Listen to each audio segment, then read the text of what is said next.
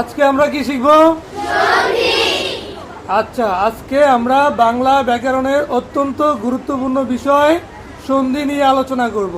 সন্ধি তিন প্রকার: স্বরসন্ধি, ব্যঞ্জন সন্ধি, বিসর্গ সন্ধি। আজকে আমরা ব্যঞ্জন সন্ধির তিনটি নিয়ম শিখব। আজকে কি শিখবো আমরা?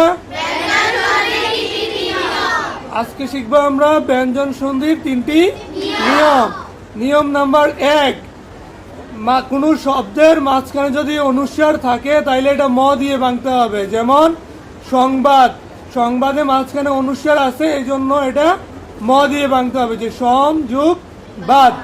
আবার সংসার, সংসার লিখতে মাঝখানে অনুস্বার আছে, এই জন্য অনুস্বারের জায়গায় আমরা ম দিব। কি দিব? ম দিব। যে কোনো জায়গায় যদি মাঝখানে অনুস্বার থাকে সন্ধির ক্ষেত্রে আমরা এটা ম দিয়ে ভাঙব। নিয়ম নাম্বার 2, কোনো শব্দের মাঝখানে যদি ছয়ে চ যুক্ত থাকে তাহলে ছটা বাদ যাবে। যেমন একচ্ছত্র, এটা যদি আমরা আলাদা করি এক যুগ ছত্র হবে। আবার পরিচ্ছেদ, এটা যদি আমরা আলাদা করি সন্ধি বিচ্ছেদ করি তাহলে পরি যুগ ছেদ হবে। এই যে ছটা বাদ যাবে। কি বাদ যাবে? ছ বাদ যাবে। নিয়ম নাম্বার 3, 3 নম্বর নিয়ম হচ্ছে কোনো শব্দের মাঝখানে যদি ডাবল ব্যঞ্জন থাকে। কি থাকে? যেমন উল্লাস, উল্লাস লিখতে দুইটা ল আছে। কি আছে? তাহলে প্রথম লটার জন্য খণ্ডতে হবে। প্রথম লটার জন্য কি হবে? তাহলে কি হবে? উত যুগ লাস, উত যুগ।